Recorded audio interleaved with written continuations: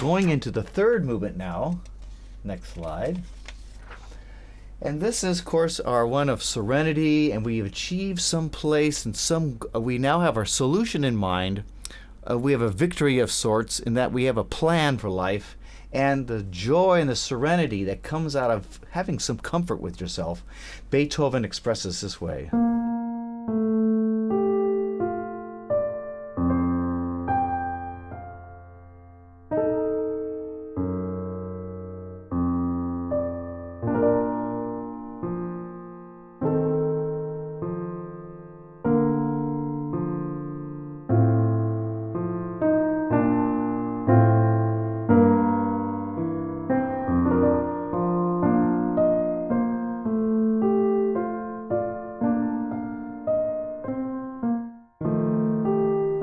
It's a beautiful melody. This develops along, and we see then that we have theme 2, though, is back in D major, and you'll notice it's a crazy thing. The first theme is in 4/4, the second theme is in a triple meter, and it gets there like this.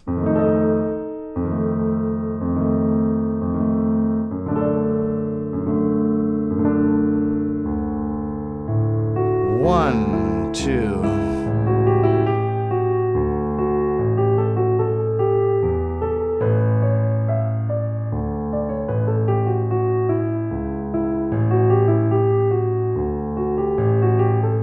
And this goes along, and it's a thing about rondo, which is this form where you see there's theme 1, theme 2, theme 1, theme 2. There's no development section, there's no recap or anything. They go through, and the key idea of rondo is that theme 1, when it returns, it usually turns back in the home key. And sure enough, after all this, in this key, there is,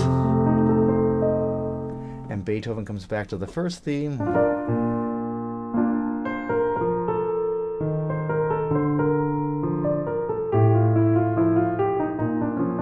It's all gussied up now. And so as you go through with a rondo or theme and variation style, you change a little bit, you decorate theme 1 each time. Theme 2, as you see, is busy changing keys until very uncharacteristically of any type of a rondo or theme and variations. Theme 1 assumes E flat, and theme 1 then changes into B flat major with this 4 and picks up the 3-ness of the second theme, and it goes into this beautiful free fantasy ending.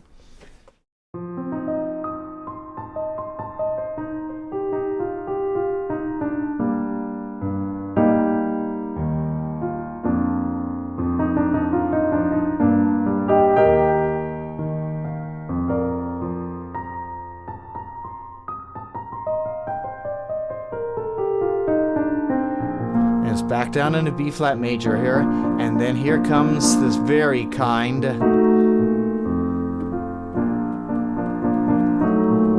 that's that G flat I was telling you that was in the very first movement.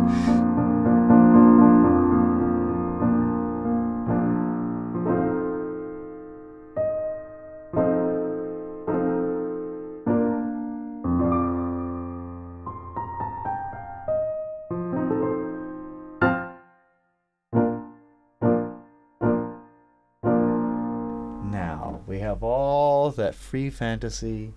We have the next slide. And where does all this energy go? We have our life struggle. And how does that show up in the last movement after ending? Where does it go? It goes to, of course, more struggle.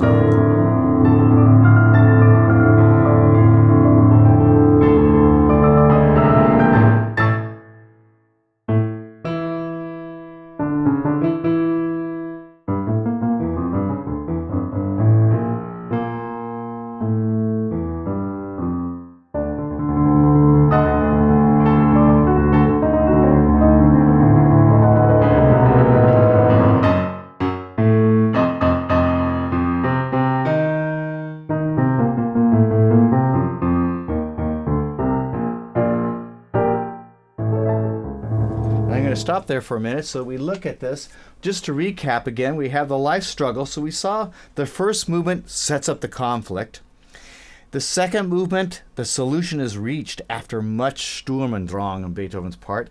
The third movement, you get that serenity of having an idea. And now we are into this finale of triumph. And what we see as we go to the next slide is it's an incredible movement that has never been seen before this time.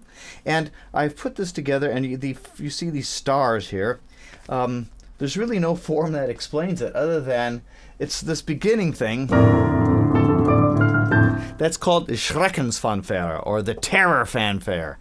And in it, it seems like in the beginning of this movement, Beethoven goes back and he, like a person that has achieved something, they go back and they look over what have we learned at this time, or they go through all the steps that a person would go through getting to some point in life.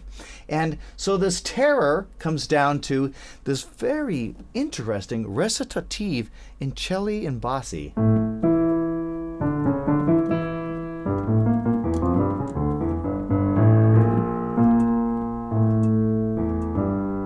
We know is going to turn into the joy theme. When Beethoven composes and put this out there, we've got to imagine the orchestra thought he was crazy to have this recitative sung, as he said, by basses and cellos. And they said, how many basses? One bass? He said, all of them, everything. And it's very difficult for an orchestra to achieve that feel of a recit with those instruments in the orchestra there.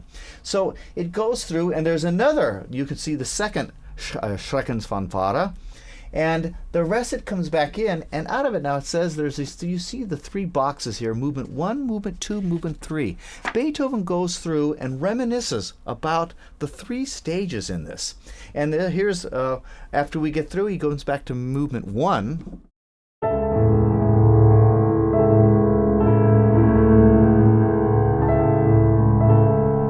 But no!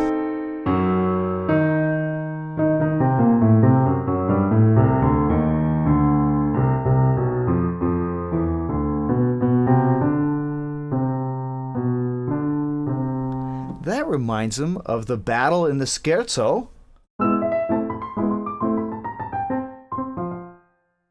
But no, that is... got a new idea.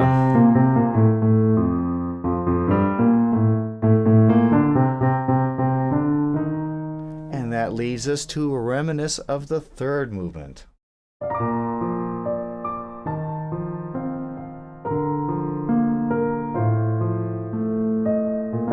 But no.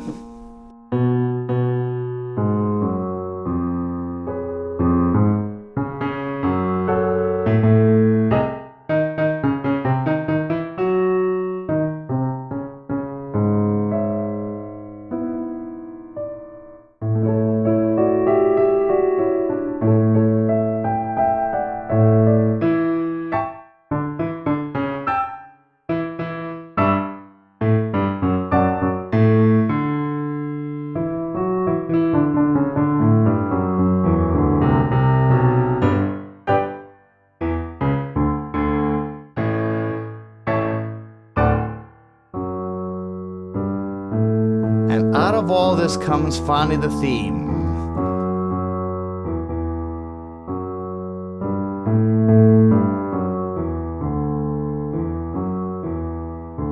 And I'll stop there. We know the theme.